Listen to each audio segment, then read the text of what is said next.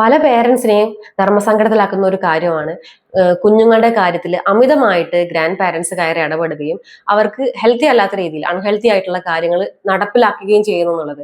6 മാസം തികയാത്ത കുഞ്ഞിന് breast feeding മാത്രമല്ലാതെ മറ്റു കുറുക്ക് കാര്യങ്ങളൊക്കെ കൊടുക്കുക, അമ്മയുടെ സമ്മതമില്ലാതെ തന്നെ കൊടുക്കുക, അതുപോലെ മറ്റ് ചോക്ലേറ്റ്സ്, പഞ്ചസാര, ചായ, കോഫി ഇങ്ങനത്തെ കാര്യങ്ങൾ, അൺഹെൽത്തി ആയിട്ടുള്ള കാര്യങ്ങൾ കഴിക്കാൻ കൊടുക്കുക, ഫോൺ കൊടുക്കുക, ഇങ്ങനത്തെ കാര്യങ്ങളൊക്കെ ചെയ്യുന്നു എന്ന് പറയാറുണ്ട്.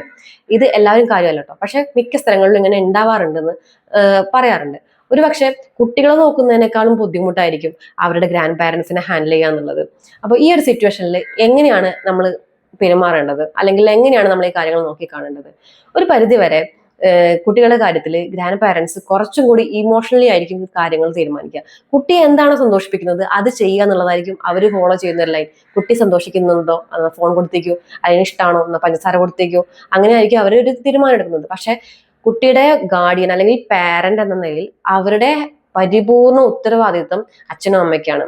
അവർക്ക് എന്താണോ ഹെൽത്തി എന്ന് തോന്നുന്ന ഡിസിഷൻ എടുത്ത് നടപ്പിലാക്കേണ്ട ഉത്തരവാദിത്വം പാരൻസിനാണ്. 6 മാസം ബ്രസ്റ്റ് ഫീഡിങ് ഫേസ് ആണെന്ന് അറിഞ്ഞുകൊണ്ട് ഒരിക്കലും കുറുക്ക് കൊടുക്കാനായിട്ട് മുതിരരുത്. നിങ്ങൾക്ക് ബ്രസ്റ്റ് മിൽക്ക് ഉണ്ടെങ്കിൽ തീർച്ചയായിട്ടും 6 മാസം കഴിഞ്ഞതിന് ശേഷം മാത്രം കുറുക്ക് ഇൻട്രൊഡ്യൂസ് ചെയ്താൽ മതി. മറ്റ് അൺഹെൽത്തി ആയിട്ടുള്ള ഫുഡോ കാര്യങ്ങളോ കൊടുക്കുകയാണെങ്കിൽ തീർച്ചയായിട്ടും നോ പറയുക. കാരണം ആ കുട്ടിയുടെ പരിപൂർണ്ണ ഉത്തരവാദിത്വം നിങ്ങൾക്കാണെന്ന കാര്യം നിങ്ങൾ ഉൾക്കൊള്ളുക.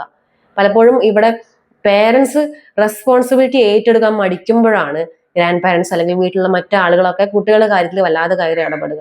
നിങ്ങളുടെ കുട്ടിയാണെന്നുള്ള പരിപൂർണ്ണ ബോധത്തോടു കൂടി കാര്യങ്ങൾ നിങ്ങൾക്ക് ശരിയാണെന്ന് തോന്നുന്ന അല്ലെങ്കിൽ അവരുടെ ഡോക്ടർ നിർദ്ദേശിക്കുന്ന കാര്യങ്ങൾ മാത്രമേ നിങ്ങൾ കുട്ടികൾക്ക് വേണ്ടി ചെയ്യേണ്ടതുള്ളൂ.